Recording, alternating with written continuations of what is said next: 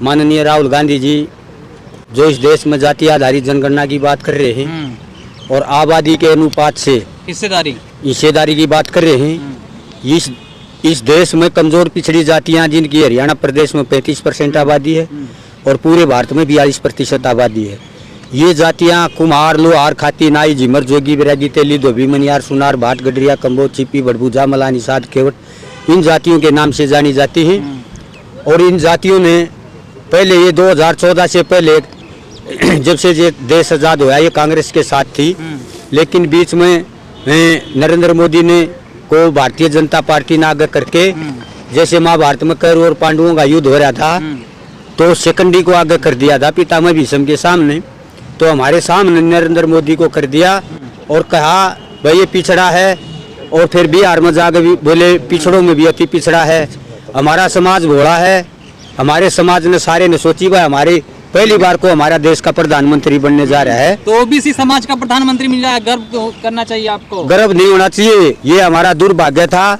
जो भारतीय जनता पार्टी ये मंडल वर्षित कमंडल की लड़ाई आज देश में मंडल विरोधी पार्टी है। ये जब 7 अगस्त 1990 को माननीय वीपी सिंह जी ने मंडल कमीशन रिपोर्ट लागू करी तो आडवाणी जी ने आरक्षण के विरोध में गांधीनगर से रथ यात्रा शुरू की थी और उस रथ पर नरेंद्र मोदी जी सवार थे और इन्होंने सारे देश में मंडल की जगह कमंडल यात्रा शुरू करी।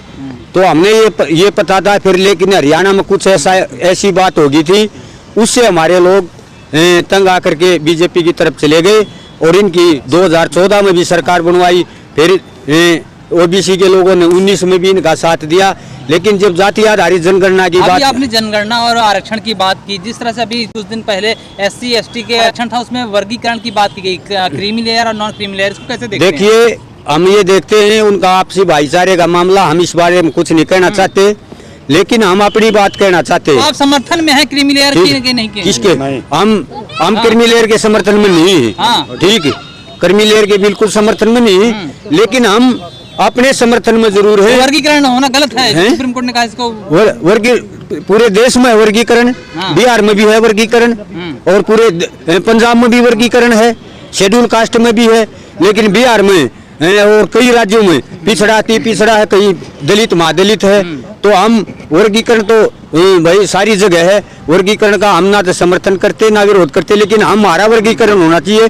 जीरो न्याय आयोग की रिपोर्ट धरी पड़ी है, जाति जनगणना के पक्ष में है। हाँ, जाति जनगणना जीरो न्याय आयोग की रिपोर्ट आज तक भारतीय जनता पार्टी ने 2017 में आयोग बैठाया था मैडम, जीरो न्याय आयोग आज तक भारतीय जनता पार्टी ने श्रेणी विभाजन की रिपोर्ट केंद्र में लागू नहीं की। भारत बंद कर दिया गया था अभी, तो भारत बंद नहीं होगा इस देश में। इस देश का बहुजन जागेगा, मोदी की नाश भी बंद कर देगा। ये तो भारत बंद होया है, जो गद्दाफी के साथ होया था ना वही मोदी के साथ होने वाला है। ये जातियां कब तक शोषण की शिकार रहेंगी? क्यों नहीं? जो जिसकी संख्या है हक दिलाने की बात करते हैं मोदी जी। मोदी ने कौन सा हक दिया है? जाति आधारित जनगणना करी ना, कमजोर पिछड़ी जातियों को, जो कुम्हार, लोहार, नाई, तेली, धोबी, मनियार से हजारों साल से वंचित जातियां, उनको पॉलिटिकल कोटा लागू कराया ना, और फिर उनको देश के जो संसाधन है, पेट्रोल पंप है, गैस एजेंसी है, मोटर व्हीकल की एजेंसी है, नहर बनाने के ठेके हैं, सड़क बनाने के ठेके, उनमें 1% भी कमजोर पिछड़ी जातियों की हिस्सेदारी नहीं है। ये मुद्दा हरियाणा में होगा, SC ST का वर्गीकरण और आरक्षण? हाँ होगा, हमने माननीय राहुल गांधी पर भरोसा, पूरे देश में होगा।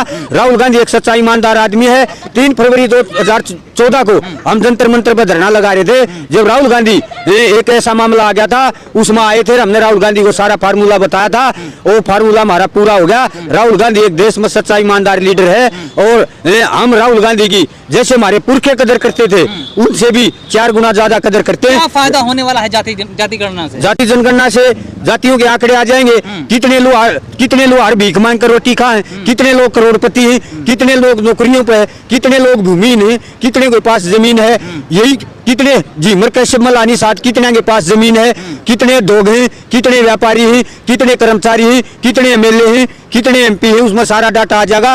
और जो सरकार का जो बजट बनता है उस बजट में हमारे को जाति क्या जितनी जिसकी संख्या होगी उसके आधार पर बजट बनेगा। विभिन्न जातियों को तो 5 पैसे भी बजट नहीं मिलता। और हरियाणा के अंदर भारतीय जनता पार्टी ने 2500 स्कूलों को बंद करा दिया और जो हमारे कमजोर पिछड़ी जातियों के बच्चे थे उनका सटाई फंड बंद कर दिया। अगर जाति गणना होगी तो इससे भेदभाव बढ़ जाएगा। भेदभाव किस बात का बढ़ जाएगा? भेदभाव नहीं है। एक आदमी तो 4 रोटी खा और एक आदमी को टुकड़ा भी ना मिले, इससे बड़ा भेदभाव का है। जाति के नाम पर शोषण, सामाजिक आधार पर शोषण, राजनीतिक आधार पर शोषण। चंद मुट्ठी भर लोग इस देश में मलाई चाट के आजादी की, हमारे को मट्ठा भी हासिल नहीं हुआ है। चंद लोग मलाई खा रहे हैं और मट्ठा भी नहीं मिल रहा कुछ लोगों को। सत्य है ये, हाँ, सच्ची है, इसमें क्या है, झूठ थोड़ी है, सच्चाई है। तो जाति गणना आप से मेरी क्या बात फायदा है, ये सुनो, बताइए। मैं आपकी बात का जवाब देता हूँ। आपने कहा कि ओबीसी प्रधानमंत्री मिलेगा। इस ओबीसी प्रधानमंत्री ने कितने आईएएस ओबीसी लगाए हैं, कितने एससीएस ओबीसी लगाए हैं, बताओ ना। उस बात का जवाब है आपके पास? आप जो हमसे पूछ रहे हो, आप ये पूछ रहे हो कि ओबीसी प्रधानमंत्री मिल गया, लेकिन ओबीसी ने कितने तो आईएएस लगाए हैं, कितने एसपीएस लगाए हैं, और कितने ओबीसी को नौकरी मिल रही है? आज हरियाणा में नंबर 1 है बेरोजगारी में। हरियाणा नंबर 1 है बेरोजगारी में। नंबर 1 क्यों है? क्यों है? आपने ये कहा कि ओबीसी प्रधानमंत्री दे दिया। उस ओबीसी प्रधानमंत्री ने देश को गर्त में लेकर खड़ा कर दिया। ना तो रोजगार है, क्या है? रोजगार है। एक सुनो मेरी बात, नहीं मैं आपकी बात का जवाब दूंगा। यहाँ पे क्या चल रहा है? अडानी अंबानी उनके सगे हैं, अडानी अंबानी को सारी चीजें दे रही हैं। देश का जो युवा है वो क्या करेगा? जो छोटे छोटे उद्यमी है वो क्या करेंगे? देश के प्रधानमंत्री ने कहा था कि हमने इतनी लाख हमने कंपनियां बंद कर दी। क्या उन कंपनियों में लोग अपना रोजी रोटी का काम नहीं करते थे, नौकरी नहीं करते थे? वो सारी खत्म कर दी। उसका कितना असर पड़ा हमारे देश पे?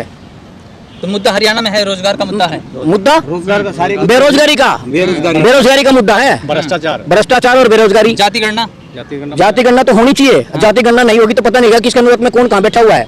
आज जो ये भर्तियां कैंसिल हुई हैं, ये किस कारण हुई हैं? तो जाति कास्ट का तो सिस्टम था, उस कास्ट के सिस्टम के कारण ही तो वापस करनी पड़ी। सरकार ने घुटने टेक दिए अपने। अगर विपक्ष मजबूत ना होता तो ये भर्तियां अंदर से पीछे से कर देते गेट से। के लोगों को आईएएस आईपीएस लगाने लग रहे। 2018 में 50 आईएएस आईपीएस बिना रिटर्न के और बिना इंटरव्यू के इन्होंने आरएसएस के लोगों को आईएएस आईपीएस लगा दिया। और अब लेटेस्ट जो राहुल गांधी से आवाज को अखिलेश यादव नहीं उठाता, तो 45 आदमियों को अभी आरएसएस के लोगों को भर्ती कर रहे थे बिना इंटरव्यू के और बिना टेस्ट के। आज तक आजादी के बाद 75 वर्ष बाद पहली बार भारतीय जनता पार्टी की सरकार में ऐसा हुआ है। आईएएस बनने के लिए इतना खोपड़ा चाहिए। 2016 में 314 बच्चे हमारे आईएएस सेलेक्ट हुए थे। जब डीओपीटी के पास लिस्ट गई, नरेंद्र मोदी ने वह लिस्ट ही पाड़ दी।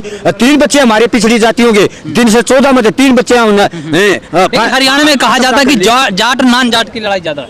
कोई नून जाट की लड़ाई नहीं है। नून जाट, भारतीय जनता पार्टी जाट और नून जाट की बात करी है। नून जाट और नून जाट की कोई लड़ाई नहीं है।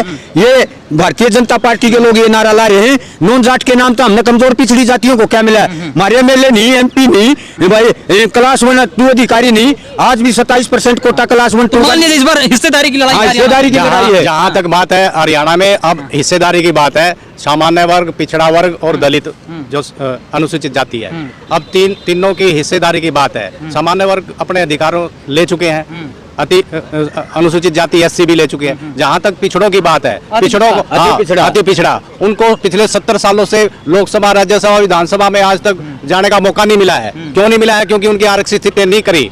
हम चाह रहे हैं पूरे देश में और प्रदेश में हमारी आरक्षित सीटें हो। इसकी मांग हमने मैनिफेस्टो में डलवाने के लिए डाली है। और जहाँ तक भरोसा मोदी जी पे क्यों नहीं कर रहे हैं? मोदी जी, पहली बात तो मोदी जी ओबीसी है ही नहीं। 2014 से पहले जब मुख्यमंत्री थे माननीय मोदी साहब, उस समय उन्होंने पिछड़ों की कहीं चर्चा नहीं करी। जैसे ही 2014 में लोकसभा के चुनाव आए, उस समय उन्होंने अपने आप को ओबीसी साबित कर लिया। ओबीसी में वो ओबीसी में है नहीं, लेकिन ओबीसी में कागजी ओबीसी, हाँ कागजी ओबीसी, फर्जी ओबीसी है। फर्जी ओबीसी इनके पुरखे 1890 से लेकर 1931 तक अंग्रेजों को लख कर देते रहे हम ओबीसी में शामिल नहीं हूँ। लेकिन 2002 में नरेंद्र मोदी वहाँ पर मुख्यमंत्री था, इन्होंने अपनी जाति को शामिल करके आज भी पिछड़ा वर्ग आयोग में इनकी लिस्ट में नाम, इनकी जाति का लिस्ट में नाम नहीं है। वहाँ जबरदस्ती है। इस बार बदलाव होगा हरियाणा में, बदलाव पूरे देश में होगा। भारतीय जनता पार्टी का जो रस 2014 से पहले इनकी हरियाणा में 2 या 3 सीट आ कर दी और लोकसभा में इनकी 15-20 सीट आ कर दी, वही रस होगा। भारतीय जनता पार्टी के सारे कारनामे का पता चल गया है। और इस देश की जनता जिन लोगों के बल पर, अति पिछड़ों के बल पर 42% आबादी की वोट लेकर आए थे, 42% आबादी ने राहुल गांधी पे और हमारे हरियाणा प्रभारी दीपक बावरिया, हमने उससे पूरी उम्मीद है 2 लोगों से भाई। हमारा जो विधानसभा चुनाव में हमारी 16 टिकटें बढ़ती हैं, दोनों आदमियों से इतनी उम्मीद है हमारे को 16 टिकटें मिलेंगी और कांग्रेस पार्टी पूरे हरियाणा प्रदेश में बहुमत की सरकार बनेगी। इनकी 75-80 सीट आएंगी। भारतीय जनता पार्टी का हरियाणा में कुछ नहीं है। और ये लोग झूठ बोल कर राज करने वाले लोग हैं। इन्होंने देश के सारे देश के संसाधन बेच दिए।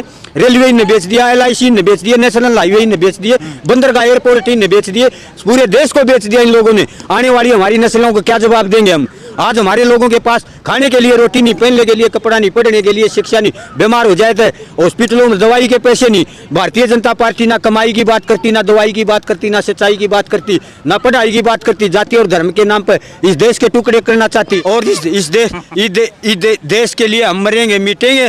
कांग्रेस ने इस देश को आज़ाद करा, इनके पुरखे थे अंग्रेजों की गुलामी, पहले अंग्रेजों की मुखबरी कर रहे थे और आज भी ये लोग मुखबर लोग हैं। कांग्रेस ने तो हमेशा देश के लिए कुर्बानी देने का काम किया है। कांग्रेस पार्टी देश का भला कर सकती है। 70 साल में कुछ नहीं करा, तो ये किसका बनावट बेच रहे हैं, इनसे को पूछने वाला होता है। ये लोग कांग्रेस का ही बनाया हुआ तो बेच रहे हैं। इनके बाप दादा ने, इनके पुरखा ने बनाया था ये देश, कांग्रेस के बाप दादा और पुरखा ने बनाया था, उसी को ये बेच रहे हैं।